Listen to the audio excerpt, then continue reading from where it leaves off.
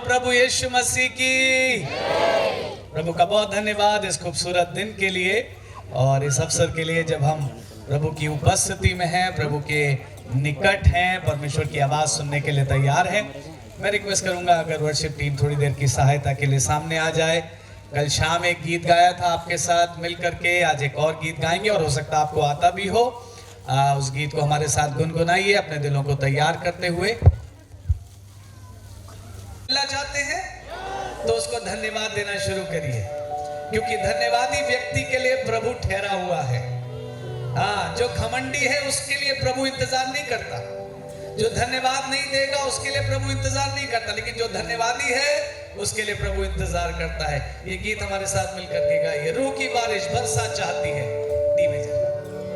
रूह की बारिश बरसा चाहती है, खुदावन की शिफा आती है, खुदावन की शिफा आती है। रूह की बारिश बरसा चाहती है, खुदावन की शिफा आती है, खुदावन की शिफा आती है। शिफा का मतलब चंगाई। आपको चंगाई चाहिए, आपका ही हमारे साथ। रूह मतलब आत्मा, आत्मा की बारिश बरसने वाली है और प्रभु की चंगाई हमको मिलने वाली है। हालेलुया, आइए मिलकर गाएं। यस, रूह की बारिश बरसा चाहती है, खुदावन की शिफा आती है, खुदावन की शिफा आती है।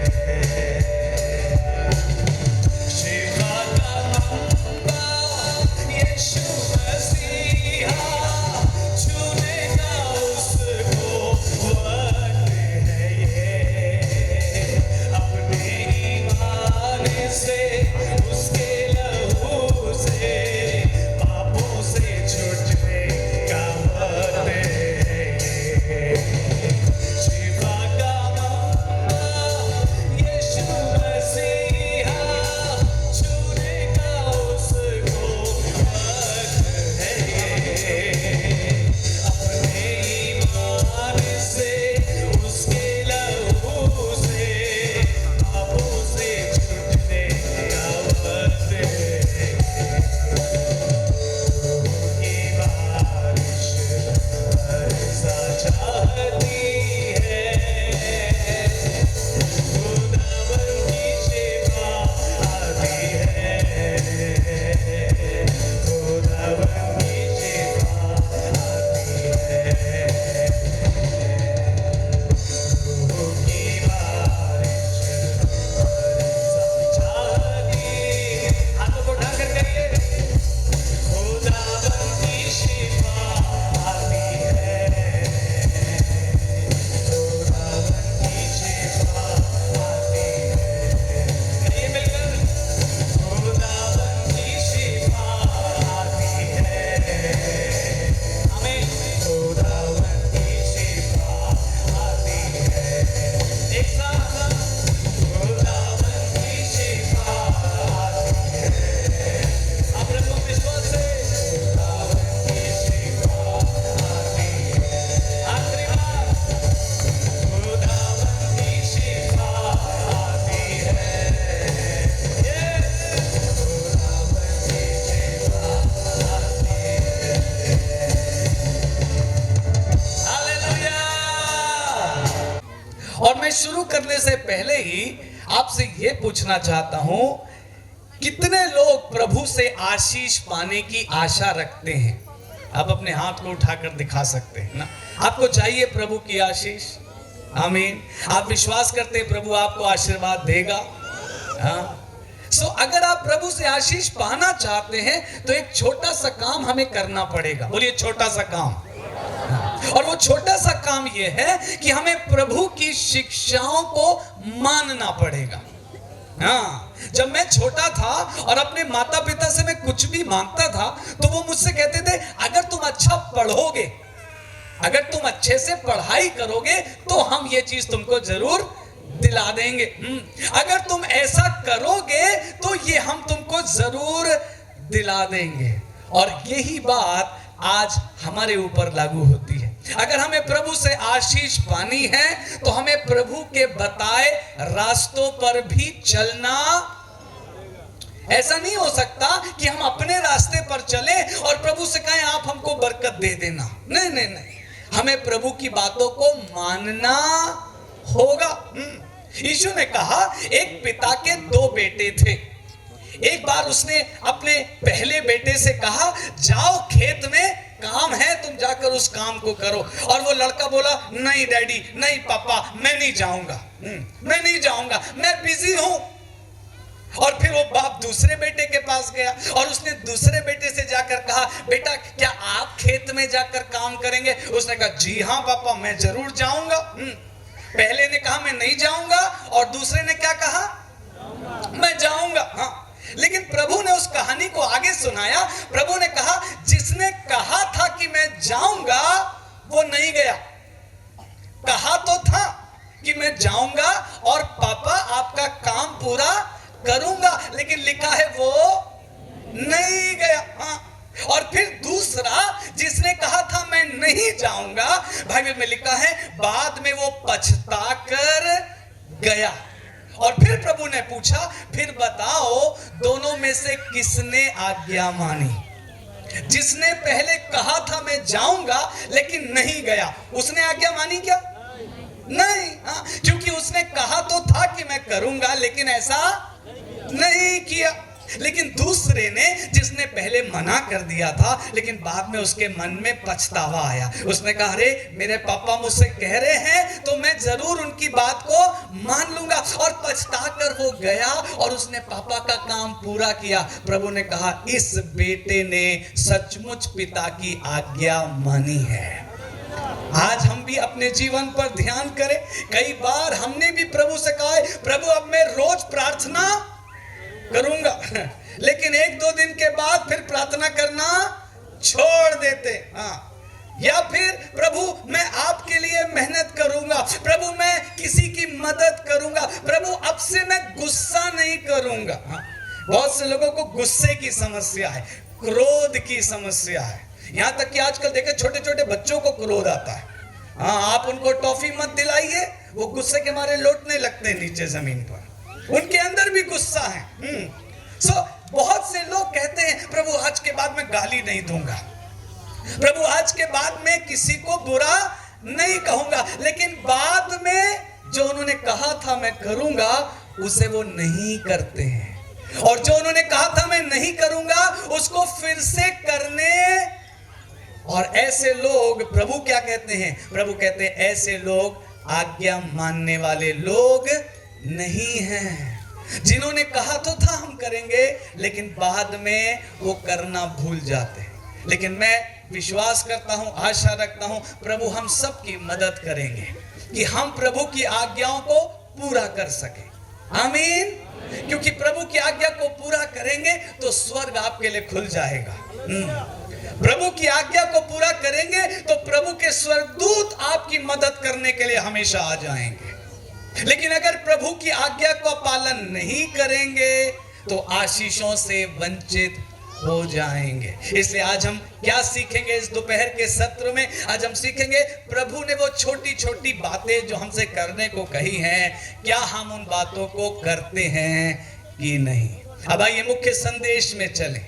मत्ती 5वें अध्याय में लिखा है एक दिन प्रभु ने ऐसे ही बहुत बड़ी भीड़ देखी, और जब प्रभु ने भीड़ देखी तो प्रभु उपदेश देने लगे, प्रभु उन्हें कुछ बातें सिखाने लगे। अब ध्यान से सुनिएगा इन बातों को, ये एक एक बात बहुत महत्वपूर्ण है। पहली बात जो प्रभु ने हमसे कही या भीड़ से कही, प्रभु ने कहा धन्य है वे जो मन के दीन हैं क्योंकि स्वर्ग का राज उन्हीं का है। बोलिए मेरे साथ, धन्य है वे जो मन में दीन हैं क्योंकि स्वर्ग का राज उन्हीं का है। अरे स्वर्ग का राज पाना इतना सरल है? हमको तो लगता है जब मरेंगे तब स्वर्ग का राज मिलेगा, लेकिन प्रभु रास्ता बता रहे हैं, जीते जी तुम्हें स्वर्ग का राज मिल सकता है। हालेलुया! मरने का इंतजार करने की जरूरत नहीं है, स्वर्ग यही आपके पास आने के लिए तैयार है। हालेलुया! अगर प्रभु की आज्ञाओं को मानेंगे तो आपके घर में स्वर्ग होगा, आपके दिल में स्वर्ग होगा, आपके मन में स्वर्ग होगा। अरे प्रभु, आपने इतना आसानी से कह दिया, इतना आसान थोड़े ही होता है। इतना आसान थोड़ा ही होता, नहीं नहीं, इतना ही आसान है। प्रभु कभी झूठ नहीं बोलता। प्रभु ने जो कहा, प्रभु ने हमेशा उसको पूरा किया। अगर प्रभु ने किसी से कहा चलो मैं तुम्हारे घर आऊंगा, तो प्रभु उस घर पहुंचे। अगर प्रभु ने किसी से कहा ठीक है मैं तुमको चंगा कर दूंगा, तो प्रभु ने उसको चंगा। तो सुनिए, प्रभु कभी झूठ, तो फिर प्रभु के लोग क्यों झूठ बोलते? प्रभु झूठ नहीं बोलता तो हम प्रभु के लोग बहुत झूठ बोलते। अभी हाथ उठवाओ तो 80-90% लोग हाथ उठाएंगे, हाँ, लेकिन हाथ नहीं उठवाऊंगा, मेरा भी तो हाथ उठ जाएगा ना, फिर क्या फायदा? हम सभी तो दोषी हैं। प्रभु झूठ नहीं बोलता। बोलिए, प्रभु झूठ नहीं बोलता। जोर से बोलो, बोलो, मेरा प्रभु कभी झूठ नहीं बोलता। जो वो कहता है वो हमेशा करता है। हालेलुया! प्रभु कभी झूठ नहीं बोलता। और प्रभु ने क्या कहा? स्वर्ग का राज्य पाना बहुत सरल है। तुमको मरने की जरूरत नहीं है स्वर्ग जाने के लिए, तुम यही जीते जी स्वर्ग पा सकते हो। और कैसे मिलेगा स्वर्ग? केवल एक बदलाव कर लेना, अपने मन में दीन हो जाओ। अरे प्रभु, यही तो सबसे कठिन बात है, यही तो नहीं होता। हाँ, हमसे पैसा मांग लो, हम पैसा दे देंगे। हमसे चर्च में काम करवा लो, वो हम कर देंगे, लेकिन मन में दीन नहीं। नहीं नहीं नहीं प्रभु, अगर मैं दीन हो गया तो मेरा पड़ोसी मुझे मूर्ख समझेगा, है ना? अगर मैं दीन हो गया तो वो मेरा गलत फायदा उठाएगा, इसलिए मुझे दीन नहीं होना, मुझे तो और घमंडी होना है। प्रभु कहता है अगर तुम अपने रास्ते पर चलोगे तो मेरी बरकतें से चूक जाओगे। अगर स्वर्ग चाहिए तो मन में दीन होना पड़ेगा। दूसरी बात प्रभु ने कहा, धन्य हो तुम जब तुम मन में शोक करते हो, हाँ, क्योंकि तुम्हें शांति मिलेगी। अब सुनिए, इसका मतलब यह नहीं है कि प्रभु आपको खुश देखना नहीं चाहता। इसका मतलब यह नहीं है कि प्रभु हमेशा चाहता कि आप रोते रहो। नहीं नहीं नहीं, बात यह है, प्रभु कहता है उन बातों पर शोक करो जिन बातों से मेरा दिल दुखता है। प्रभु का दिल किन बातों से दुखता है? जब प्रभु पाप देखता है, जब प्रभु बुराई देखता है, जब प्रभु झगड़ा देखता है, जब प्रभु एक समाज से दूसरे समाज के बीच में लड़ाई और झगड़े होते देखता है, तब प्रभु का दिल दुखता है। और प्रभु क्या कह रहे हैं? अगर तुम उन बातों के लिए शोक करोगे तो तुम शांति पाओगे। फिर प्रभु ने तीसरी बात कही, प्रभु ने कहा धन्य हो तुम जो नम्र हो। कैसे हो? नम्र हो, क्योंकि तुम पृथ्वी के अधिकारी। अरे प्रभु, इतना आसान है स्वर्ग मिलना, इतना आसान है पृथ्वी पर अधिकार मिलना। मैं फिर से कहूंगा, मेरा प्रभु कभी झूठ नहीं बोलता है। अगर उसने कहा है तो वो सच कहा है, और वो अपनी बात को आज भी पूरा करने में सामर्थ्य है। हालेलुया! मूसा जब बड़ा हो रहा था तो उसके अंदर बड़ा घमंड था। उसको लगता था मैं राजा का बेटा हूं, मैं राजकुमार हूं, मैं अगला राजा बन जाऊंगा। और उसी घमंड में मूसा ने कुछ गलतियां कर दी, यहां तक कि एक हत्या भी कर दी।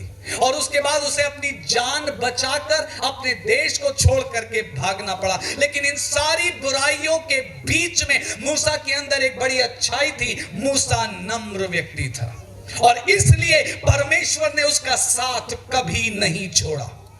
आपने सुना? परमेश्वर ने मूसा का साथ कभी, क्यों? क्योंकि वो नम्र व्यक्ति था। आज मैं आपसे कहना चाहता हूं, हो सकता है आपसे गलतियां हुई हो सकता है आपने भी कुछ ऐसी चीजें की हो जिनसे आपको लगता है प्रभु अब कभी खुश नहीं होगा। मुझसे भी गलतियां हुई, हम सबसे गलतियां होती हैं, लेकिन प्रभु फिर क्या कह रहा है? प्रभु कह रहा है, अगर तुम नम्र होने को तैयार हो तो मैं तुम्हारे साथ खड़े होने के लिए तैयार हूं। हालेलुया! अरे इतना आसान है? हाँ, इतना ही आसान है। अगर मन में दीन हो जाएं, अगर नम्र हो जाएं, नम्रता से चलना सीख लें, तो इतना ही आसान है। परमेश्वर हमको आशीष देने के लिए तैयार है। अगली बात प्रभु ने कहा, धन्य हो तुम जब तुम धार्मिकता के, पवित्रता के भूखे और प्यासे हो। आज बहुत सारी बुराइयां हैं हमारे संसार में, और ऐसे समय में कई बार पवित्र रहना बड़ा कठिन होता है। लेकिन प्रभु हमसे क्या चाहते हैं? जैसे प्रभु पवित्र हैं, वैसे ही हम भी पवित्र बने रहें। हालेलुया! प्रार्थना करनी जरूरी है, प्रभु हमें पवित्र बना। प्रभु, हम अपने आप को पवित्र नहीं कर सकते। बाइबल में लिखा है, क्या चीता अपने धब्बों को धो सकता है? सोचिए सोचिए, आपने चीता देखा या चीते की तस्वीर देखी है? कभी टीवी में चीता देखा होगा। चीते के बहुत सारे धब्बे होते हैं ना। यहाँ चीता बोलते हैं, तेंदुआ बोलते, क्या बोलते हैं? वाघ। ओके, वाघ देखा आपने? उसके बहुत सारे धब्बे होते हैं। और बाइबल में लिखा है, क्या वो अपने धब्बे मिटा सकता है? नहीं मिटा सकता। प्रभु ने कहा, वैसे ही तुम जो बुराई करना सीख गए हो, तुम भलाई नहीं कर पाते हो। मुझे और आपको प्रभु से प्रार्थना करना जरूरी है, प्रभु आप मुझे पवित्र बनाइए। मैं अपने को पवित्र नहीं बना सकता, आप मेरी सहायता करिए और मुझे पवित्र बनाइए। फिर अगली बात प्रभु ने सिखाई। प्रभु ने कहा, धन्य है वे जो दयावंत हैं, क्योंकि उन पर भी दया की जाएगी। सुनिए, अगर आप चाहते हैं कि आप पर दया हो, तो आपको भी दूसरों पर दया करना होगा। यह नहीं हो सकता कि हम दूसरे को ना दें, लेकिन हमें बदले में सारी आशीषें मिल जाए। अगली बात प्रभु ने कहा, धन्य हो तुम जब तुम्हारे मन शुद्ध हैं, क्योंकि तब तुम प्रभु को, परमेश्वर को देखने पाओगे। एक और बात प्रभु ने कहा, धन्य है वे जो मेल मिलाप कराते हैं। अरे बाप रे, ये बड़ा मुश्किल है। आज मेल मिलाप करने वाले कम हैं, झगड़ा लगाने वाले ज्यादा हैं। घर घर में मेल मिलाप नहीं है, परिवारों में मेल मिलाप नहीं है, लेकिन प्रभु के लोगों के घरों में शांति होनी चाहिए।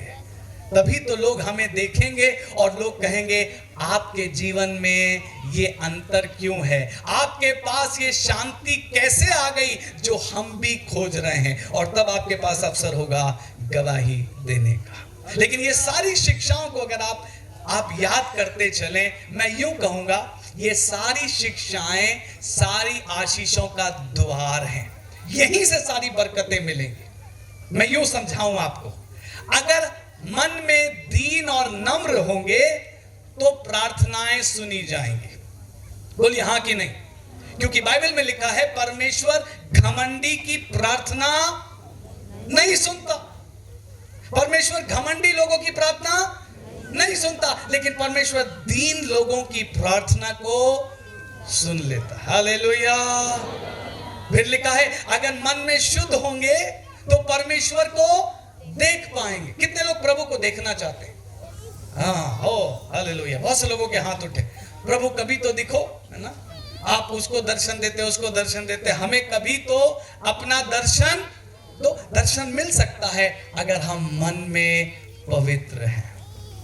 धन्य है वे जो मेल मिलाप कराते हैं, क्योंकि वे परमेश्वर की संतान कहलाएंगे। प्रियो, ये सारी बातें मूल बातें हैं, और इन बातों को मुझे और आपको अपने जीवन में प्राप्त करना जरूरी है, क्योंकि यदि हम प्रभु से आशीष पाना चाहते हैं तो हमें प्रभु के बताए रास्ते पर चलना बहुत आवश्यक होगा। फिर आगे प्रभु यूं कहते, उसी भीड़ को सिखाते सिखाते प्रभु कहते, तुम पृथ्वी के नमक हो, तुम पृथ्वी के, और तुम एक ऐसा नगर हो जो बहुत ऊंचे पर बसा हुआ है ना। ऊंचे पर, पहाड़ी पर अगर कोई घर बना होता है तो वो छिप नहीं सकता, दूर दूर से दिखाई देता है ना।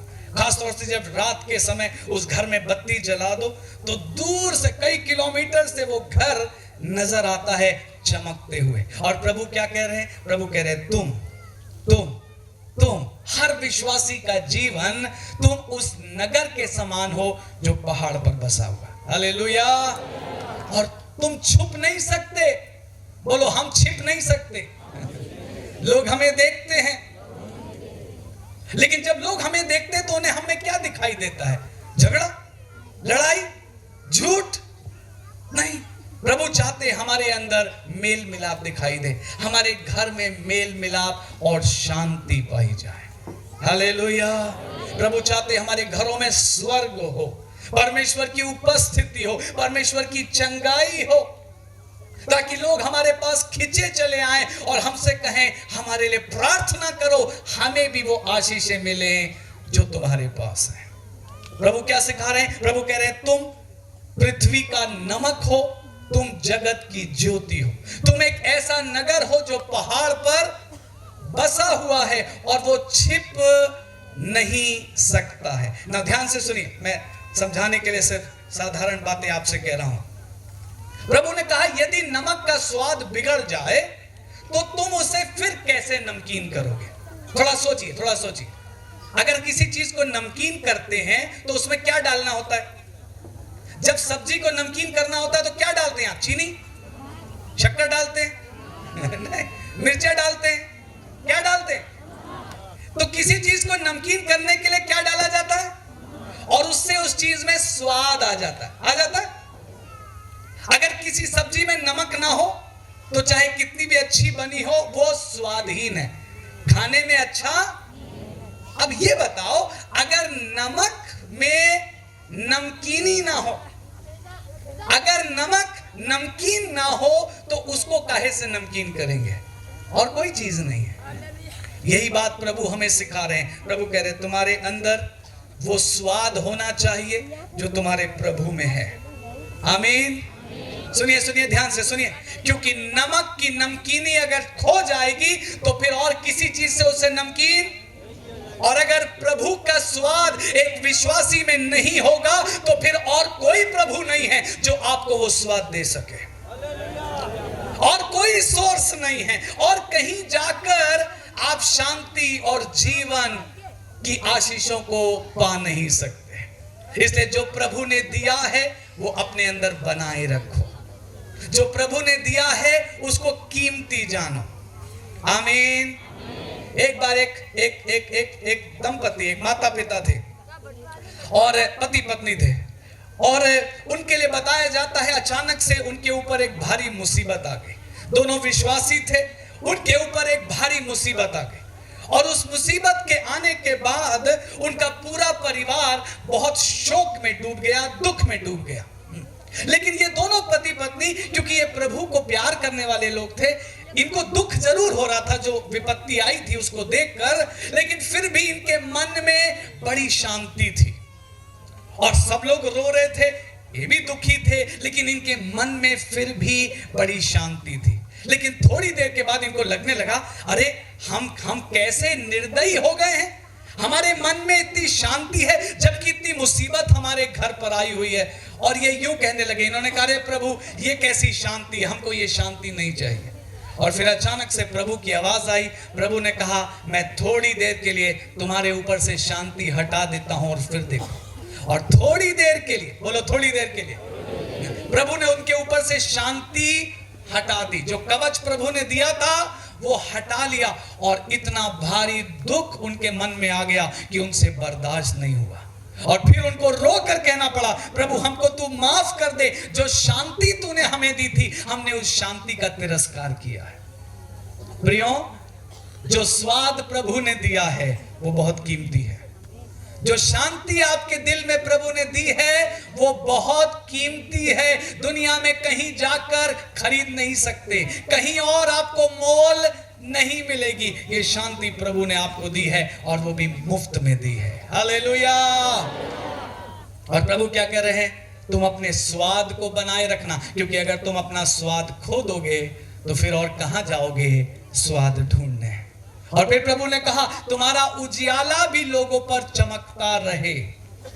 अब चेले समझ नहीं पा रहे थे, वहां ऐसा लिखा नहीं, लेकिन मैं सोचता हूं चेले प्रभु की भाषा सुनकर सोच रहे होंगे ये क्या स्वाद और उजियाला क्या है, ये प्रभु आप क्या कहना चाहते चाहते हैं। और फिर प्रभु ने आगे सिखाया, मैं परमेश्वर के वचन से पढ़ रहा हूं आपके सामने। प्रभु ने कहा, उसी प्रकार तुम्हारा उजियाला मनुष्यों के सामने चमके कि वे तुम्हारे भले कामों को देखकर तुम्हारे पिता की जो स्वर्ग में है बड़ाई करें। ये स्वाद क्या है? आपके भले काम। ये उजियाला क्या है? आपके भले काम। आमीन।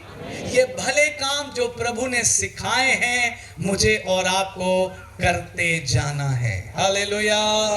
क्योंकि अगर हम अपने भले कामों को करते रहेंगे तो कल शाम जैसे हम सीख रहे थे, हमारा सारा प्रतिफल प्रभु के पास लिखा जा रहा है। और एक दिन बहुत जल्द आएगा जब प्रभु अपना प्रतिफल आपको प्रदान करेगा। आमीन। तो उजियाला है, स्वाद है जो प्रभु ने आपके अंदर रखा है, और उसे हमको बनाए रखना है ताकि प्रभु की महिमा होती रहे। एक और बात मैं कहना चाहता हूं, यही आपकी सेवा भी है। यही आपकी सेवा है, क्योंकि वहां क्या लिखा है? लोग तुम्हारे भले कामों को देखकर तुम्हारे पिता की जो स्वर्ग में है उसकी बड़ाई करेंगे, उसकी महिमा करेंगे। सो ये जो भले काम है ये आपकी सेवा है। बोलिए, जो भले काम है वो हमारी सेवा है। आमीन।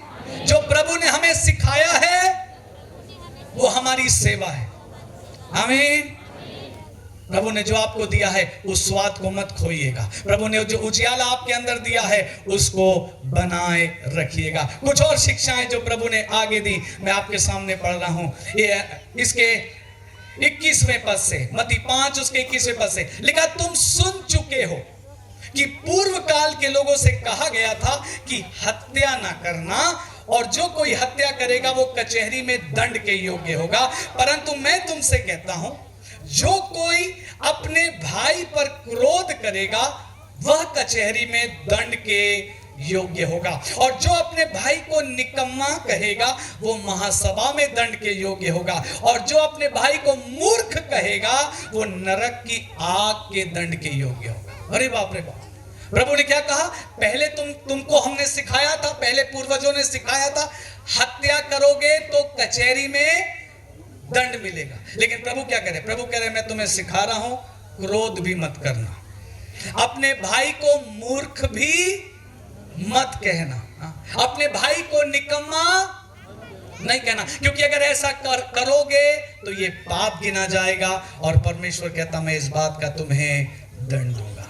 प्रियो, अगर आप ध्यान से इस बात को समझें, हम दूसरे को मूर्ख कब समझते हैं?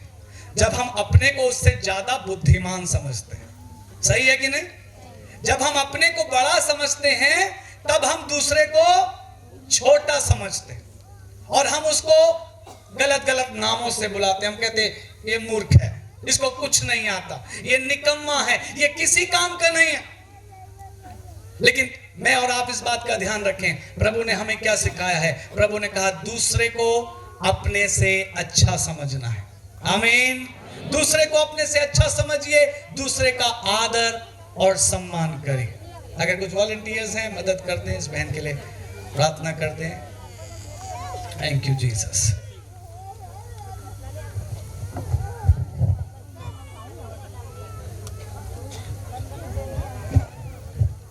सो प्रभु क्या सिखा रहे? अपने भाई को मूर्ख, अरे बोलिए ना, अपने भाई को मूर्ख ना कहना, क्योंकि अगर ऐसा करोगे तो ये तुम्हारे लिए पाप गिना जाएगा। अभी थोड़ी देर में हम लोग प्रार्थना करेंगे इन लोगों के लिए, लेकिन तब तक आप इन्हें शांत कर दें। थोड़ी देर में हम लोग दुआ करेंगे, प्रभु इनको छुटकारा प्रदान करें। Thank you Jesus. आइए 2 मिनट के लिए अपनी आंखें बंद करें, प्रार्थना करें, प्रभु से कहें प्रभु आपकी उपस्थिति बढ़े और जितने लोग बंधन में हैं सब छूट जाएं। यीशु मसीह नासरी के नाम में हम घोषित करते हैं, शैतान का काम इसी समय नष्ट हो जाए, शैतान का काम यीशु के नाम में जल जाए, और तमाम ये प्रिय जो बंधनों में हैं ये छूट जाएं यीशु के नाम से। हम घोषित करते हैं यीशु के नाम में इन्हें आजाद करते हैं। हम कहते हैं आजाद हो जाओ, शैतान इसी क्षण इन लोगों को छोड़ दे और चला जाए यीशु के नाम में, यीशु के नाम में, यीशु के नाम में। शांति आने पाए, शांति आने पाए, छुटकारा आने पाए। Thank you, thank you, thank you Jesus. धन्यवाद यीशु, तेरा धन्यवाद प्रभु, दया कर, दया कर। Hallelujah, thank you Jesus. आइए आगे वचन में अपना ध्यान ले जाएं, जल्दी से हम वचन को पूरा करें और फिर मिलकर के प्रार्थना करें। सो प्रभु क्या सिखा रहे हैं? प्रभु कह रहे हैं अपने भाई को मूर्ख मत कहना, क्योंकि वो भी कचहरी में दंड के योग्य पाप होगा। अगली बात 23 पद में लिखा है, इसलिए यदि तू अपनी भेंट वेदी पर लेकर आए और तुझे ये स्मरण आए कि तेरे भाई के मन में तेरे लिए बैर है, तो अपनी भेंट मत चढ़ाना, बल्कि अपनी भेंट वहीं छोड़कर जाकर पहले अपने भाई से मेल मिलाप करना, तब तू आकर अपनी भेंट चढ़ाना। प्रियो ध्यान से सुने, ध्यान से सुने।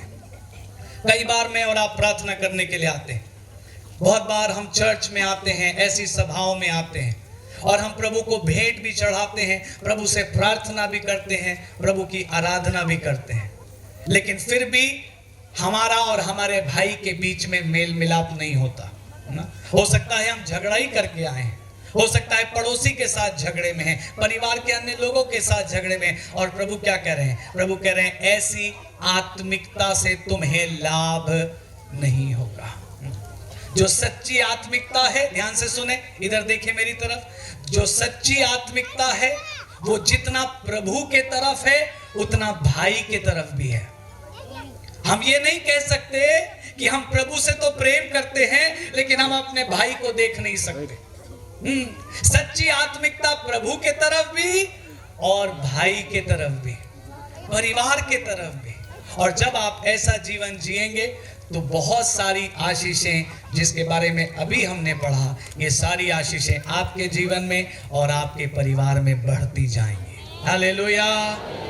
हम आपको झूठी दिलासा नहीं दे रहे हैं, हम आपको मनगढ़ंत बातें नहीं सिखा रहे हैं, ये हमारे प्रभु यीशु मसीह का जीवित वचन है और ये वचन आज भी पूरा होता है।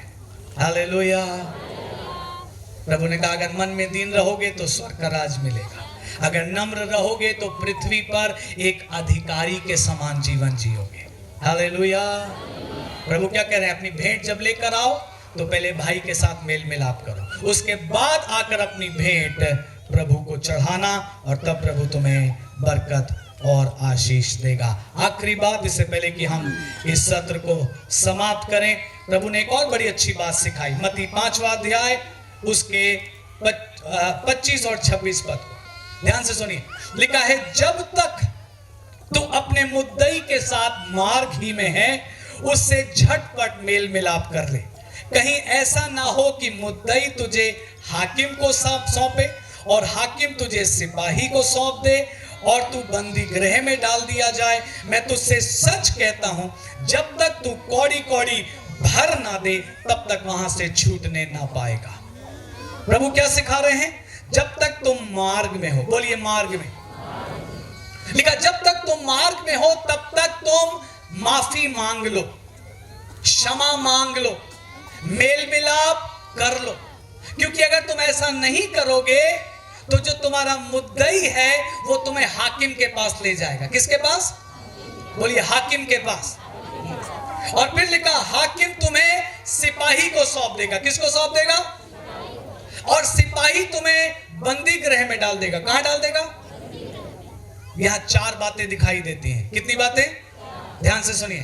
पहली बात, जब तक मार्ग में हो, मतलब जब तक इस जीवन में हो, जब तक सांसें चल रही हैं, जब तक प्रार्थना कर सकते हो, प्रभु क्या कह रहे हैं? तब तक अपने पापों के लिए क्षमा मांग लो, क्योंकि ऐसा ना हो कि ये मार्ग जल्दी से खत्म हो जाए और तुम्हारी माफी मांगने का समय जाता रहे।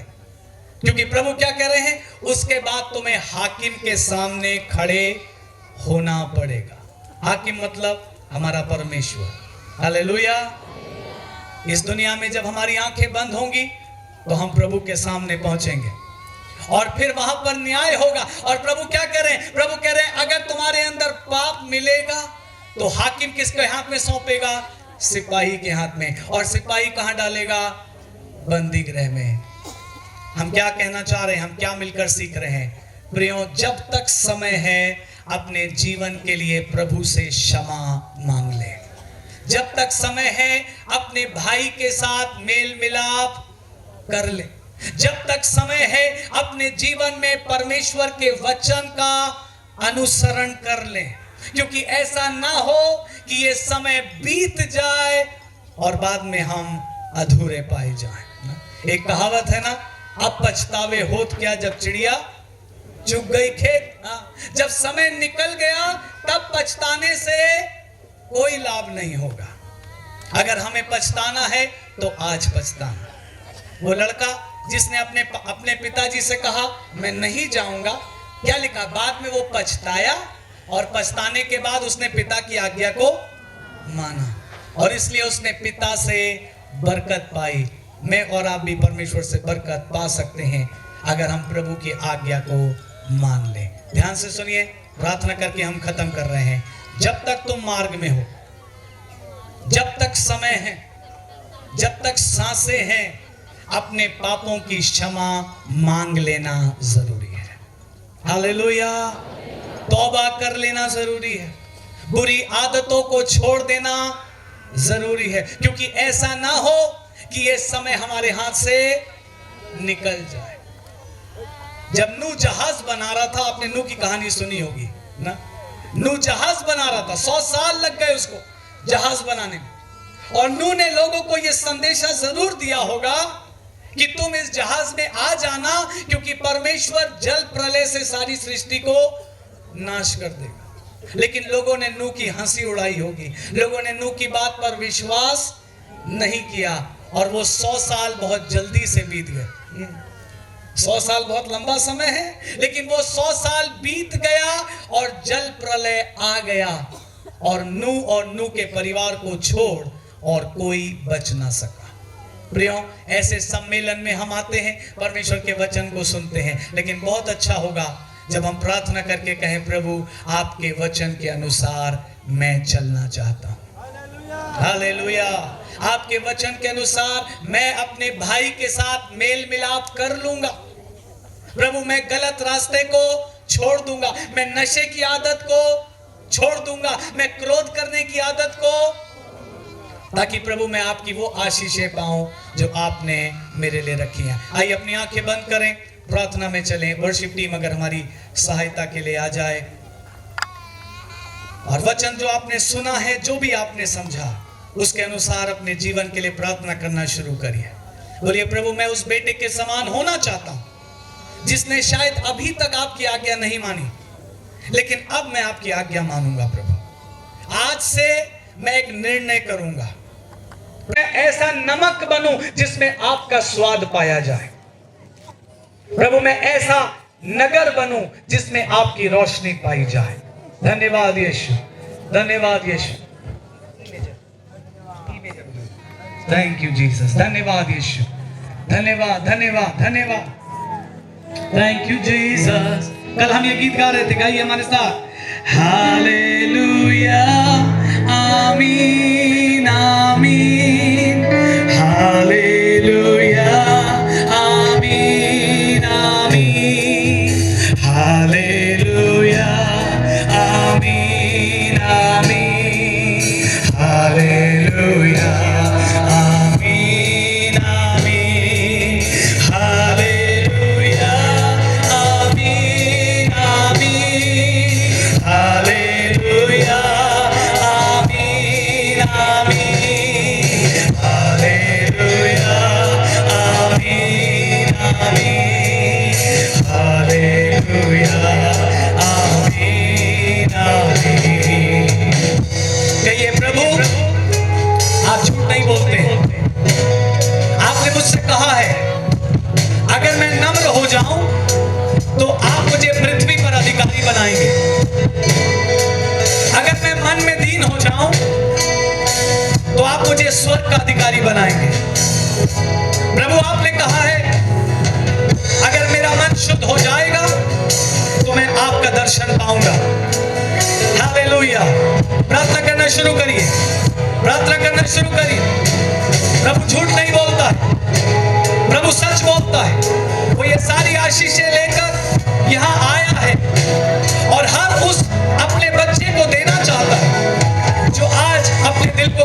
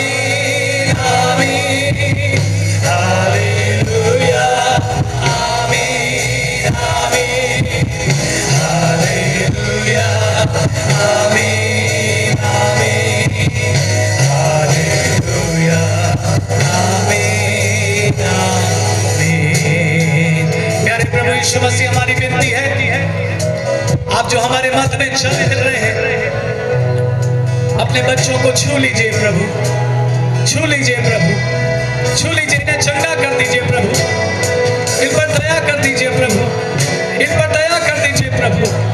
ये आपके बच्चे हैं प्रभु, आप इनसे प्यार करते हैं प्रभु, आप इन्हें बचाने के लिए आए हैं प्रभु, आप इन पर दया करिए प्रभु, आप इन पर दया करिए प्रभु जी, और हम सबकी सहायता करिए। जब तक हम मार्ग में हैं, हम आपसे क्षमा मांग लें प्रभु जी, हमारे पापों के लिए हम क्षमा मांग लें, हम अपने पापों से छूटना चाहते हैं। जोर से पुकार कर कहिए, प्रभु मैं अपने पापों से छूटना चाहता हूं, मेरी सहायता कर प्रभु, अपने वचन के अनुसार मुझे चंगा कर प्रभु, मुझे चंगा कर प्रभु, मुझे चंगा कर प्रभु। Hallelujah, hallelujah, hallelujah, hallelujah.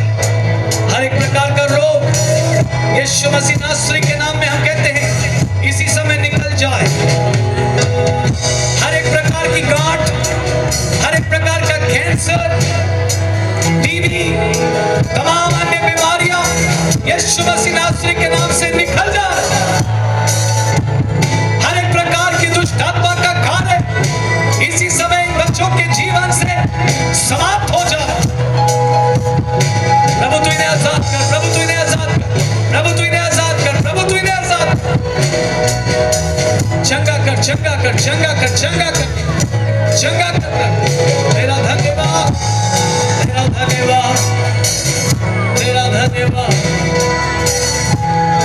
तेरा धन्यवाद, तेरा धन्यवाद।